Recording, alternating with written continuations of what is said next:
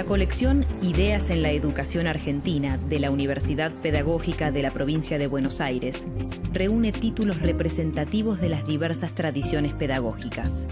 Además, cuenta con un video y un estudio crítico que enriquecen y facilitan el abordaje de la obra, del autor y su época.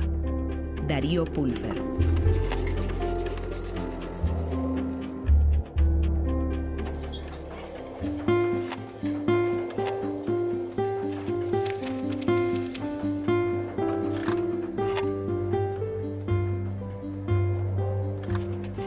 En las épocas de crisis de cultura, como la presente, suele volverse la mirada a la educación.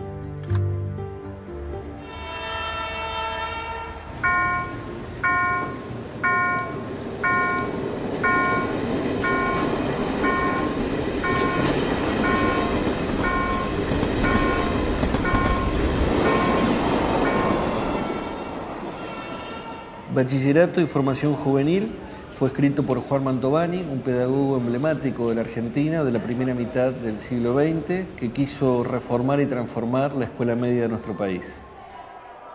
Estamos en la Escuela de Educación Media número 11 de Adrogué, donde fue rector Mantovani a partir de octubre de 1930. En las aulas de este colegio fue tomando algunas de las ideas, de las preocupaciones, de las inquietudes que lo llevaron a pensar su proyecto de reforma de 1934.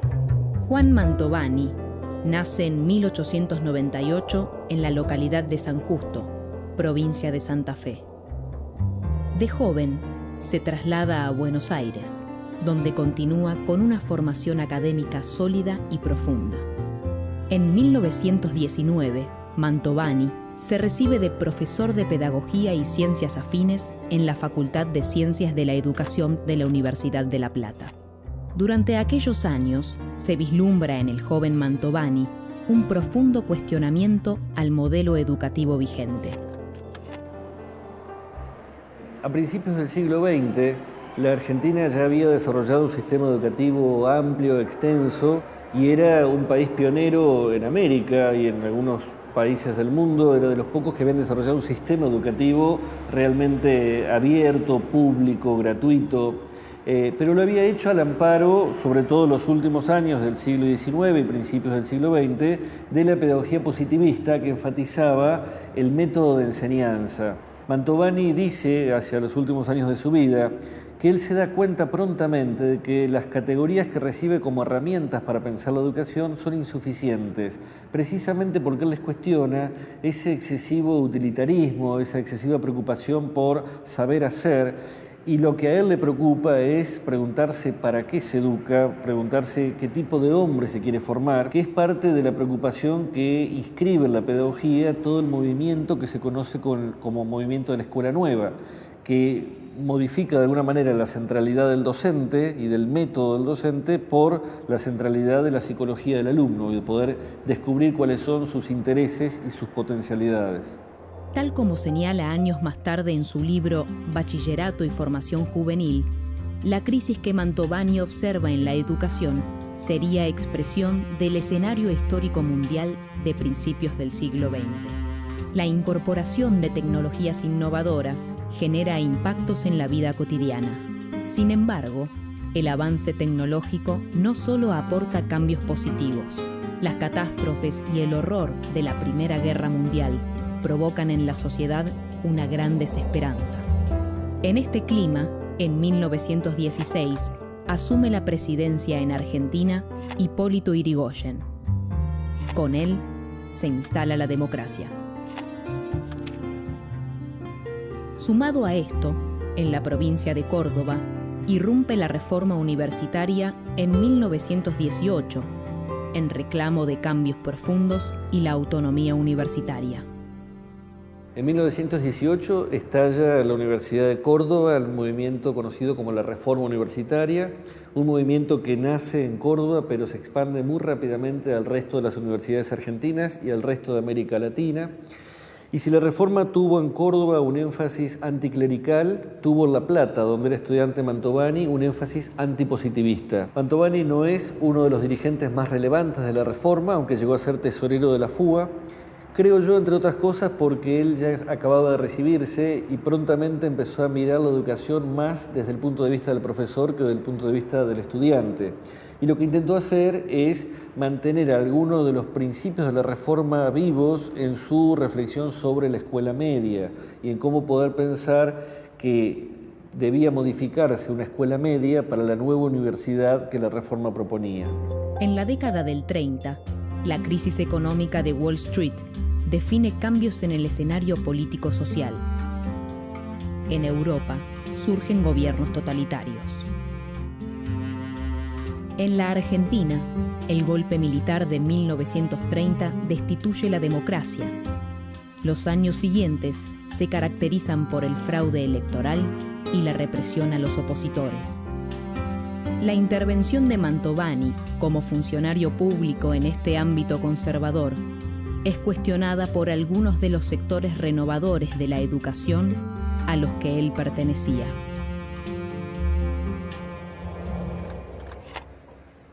Dentro de los sectores renovadores de la educación, los que habían integrado las filas de la Escuela Nueva y aquellos que provenían de la reforma universitaria, muchos cuestionan a aquellos que están ocupando cargos públicos durante la década del 30, durante la gestión de los gobiernos conservadores. Entre ellos, Mantovani fue duramente criticado por algunos de sus propios compañeros de ruta de la década anterior. No tanto cuando fue inspector general de escuelas a nivel secundario, porque su gestión fue muy valorada, sino sobre todo cuando aceptó ser ministro de Educación en Santa Fe, aceptando un cargo público de un gobierno que había sido electo por un fraude escandaloso.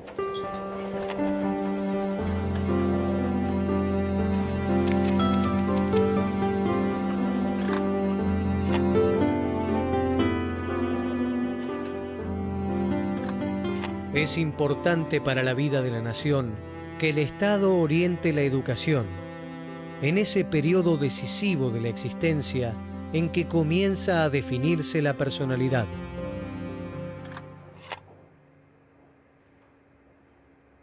Mantovani asume como inspector general de Escuela Secundaria Normal y Especial en el año 32 y nombra como inspectores de las diferentes ramas a otros pedagogos relevantes de ese momento, como por ejemplo Juan Casani, como Ernesto Nelson, e inmediatamente les pide que elaboren informes acerca de la situación en cada una de las ramas en que se divide la secundaria. A partir de que recibe esos informes, se elabora una propuesta de reforma a la escuela secundaria que publica a principios del año 34. En poco más de un año, él elaboró un documento muy relevante porque al mismo tiempo que da cuenta de la situación de la escuela media de la Argentina en ese momento, plantea cuáles son los puntos débiles y que se podrían reformar. Entre otras cuestiones, lo que él ve en la escuela media es que no solo se ha fragmentado en diferentes modalidades, orientaciones, y cada una va por su rumbo, sino que además cada una de ellas ha perdido el sentido integral de la propuesta formativa. Y lo que le preocupa a Mantovani de fondo desde bastantes años antes es la cuestión de recuperar al hombre entero, lo que él llama en uno de sus libros la plenitud humana.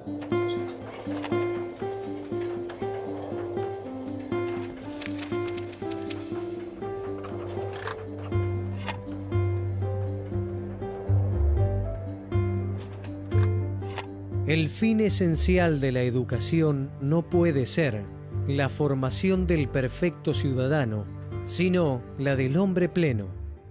Si pudiéramos mirar en el proyecto de reforma cuáles son los aspectos centrales, diríamos, por un lado, lo que hace es, de alguna manera, ordenar la cantidad de años. Cada una de las modalidades tenía una duración diferente, había modalidades de 4, de 5, de 6 años, y Mantovani propone que todas se unifiquen en 6 años. De la misma manera, otro ingrediente importante es que entiende que los primeros 3 años tienen que ser comunes a todas las modalidades para garantizar lo que es el tercer aspecto de su propuesta, la integralidad de la formación de un adolescente. El cuarto ingrediente importante de la reforma es que él enfatiza sobre todo las materias humanísticas en función de esta integralidad. Particularmente se nota en el incremento de las horas de castellano y de historia y geografía nacional. ¿Qué pasa con el proyecto que presenta Mantovani? Es un proyecto que el Poder Ejecutivo gira al Congreso Nacional. Y siempre es interesante ver qué ocurre con los proyectos que van desde el Ejecutivo al Congreso. En general, cuando se habla de educación, ningún legislador se va a quedar sin decir algo, sin querer aportar, sin querer discutir. Con lo cual, lo que ocurre en el Congreso es que empieza a haber agregados, objeciones, proyectos alternativos. Y en el año 37, en el medio de esa discusión, Mantovani es convocado a la provincia de Santa Fe y decide ir allá como ministro y de alguna manera no acompaña esa discusión legislativa desde el Poder Ejecutivo Nacional. Lo que ocurre, como ocurre muchas veces con los proyectos en el Congreso, es que el proyecto nunca se termina de discutir y ni siquiera es que se rechaza. Pierde estado parlamentario un tiempo después en el lodazal de otros proyectos que estaban dando vueltas por ahí. Cuando Mantovani publica el proyecto de reforma, el texto del proyecto de reforma editado por el Ministerio Nacional incluye los diferentes informes de los inspectores de cada una de las ramas y el informe que él, como inspector general, eleva al ministro de Educación de ese momento. El texto es 3/4 partes pluma de Mantovani. Pero cuando él deja la función pública, a fines de la década del 30, escribe un libro con voz propia. Y esto es importante de pensar. No es lo mismo cuando un funcionario escribe como funcionario, es decir, sabiendo que lo que dice lo dice en nombre de una gestión, de un gobierno en particular, sino que en este caso él escribe como autor, como pedagogo. Y en Bachillerato y Formación Juvenil, él da el sustento filosófico, ideológico, pedagógico de la reforma que había propiciado. Mantovani plantea un nuevo canon de preguntas para la pedagogía. Si el positivismo había puesto en primer lugar la pregunta por el método, por el cómo, por la acción del docente en el aula, él plantea 3 nuevas preguntas. En primer lugar, ¿qué es el hombre? En segundo lugar, ¿para qué educamos? Y en tercer lugar, ¿cómo educamos? Es decir, que el método queda en un tercer lugar no solo físico en el libro, sino en un tercer lugar en jerarquía. Él entiende que solo podemos plantearnos cómo educar a partir de preguntarnos qué tipo de hombre queremos formar. Y esa es una pregunta que de alguna manera liga la práctica cotidiana de la pedagogía con los fundamentos filosóficos, que son los que Mantovani intentó darle. A mi modo de ver, Mantovani ocupa en el espacio de la pedagogía argentina el lugar del primer gran pedagogo surgido en la Argentina y pone en el centro de sus preocupaciones la cuestión de las finalidades y la cuestión del hombre que se quiere formar. En ese sentido, toda la obra de Mantovani fue emblemática a lo largo de muchas décadas para la formación de los docentes, para la discusión de los pedagogos. Y creo yo que en los últimos años se ha ido perdiendo en la medida también en que se fue diluyendo la centralidad de la pedagogía normativa y cuando han empezado a aparecer en nuestros debates pedagógicos los aportes de la sociología, de la psicología, de la historia de manera más autónoma. Sin embargo, creo que el legado de Mantovani es la necesidad de un pensamiento pedagógico autónomo, un pensamiento pedagógico específico. Y en ese sentido, independientemente de los aportes que él propuso, creo que tenemos que volver a plantearnos las preguntas que él se planteó.